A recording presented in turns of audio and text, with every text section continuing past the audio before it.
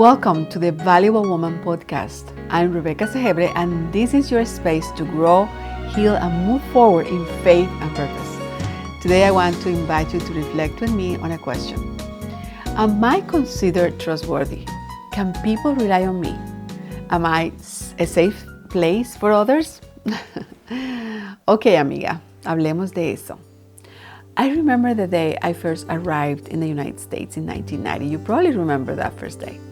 Well, I left behind my warm Caribbean hometown to a land that was cold, unfamiliar. It was the city of Minneapolis, Minnesota. The streets were covered in snow, and the air was so freezing that my lungs hurt when I breathed. Everything felt foreign, different, and although I had dreamed of this journey, the reality of being in a country where I did not understand the language, I don't know you, but it made me feel alone and very vulnerable. In the midst of that uncertainty, God led me to the home of Judine Anderson, an incredible hospital woman. She became my American mother, mi mamá americana. She lived in this large, welcoming home near Bethany College of Missions, where I was preparing to study theology. So she didn't speak Spanish, and at that time, my English was practically non-existent. But that didn't stop her from welcoming me with open arms.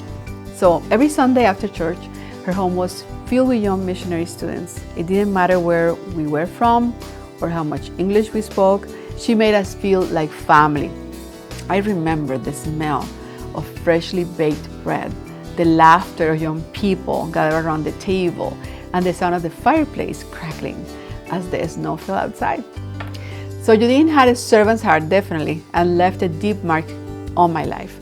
Whenever she volunteered at church, I went with her. Despite the language barrier, I found that service is a universal language. Folding church bulletins together on Saturday nights, cleaning the pews in the church, preparing coffee for the congregation, each small little act of service brought us together, closer, and built a relationship founded on trust.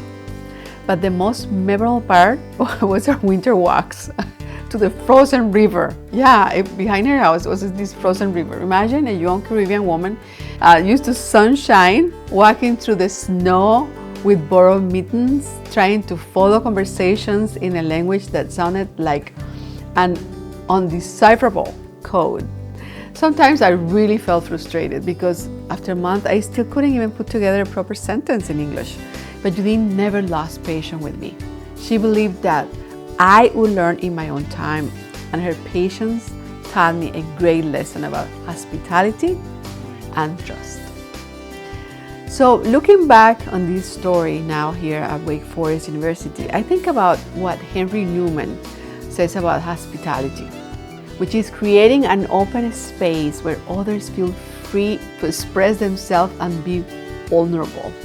Beautiful, right? Of course, this applies not only in ministry, but in our personal relationships as well. And Judine showed me that hospitality.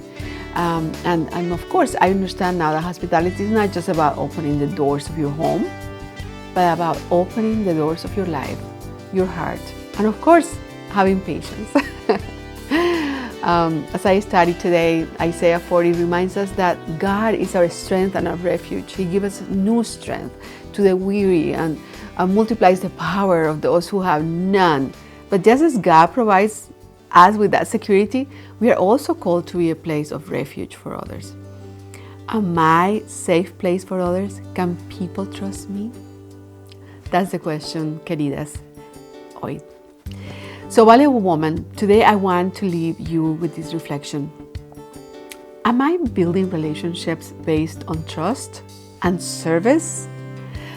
Am I using my life to be a refuge of love and care for others? How can I practice hospitality in my community, in my church, and also my family? So I invite you to visit our Instagram page and join our weekly challenge.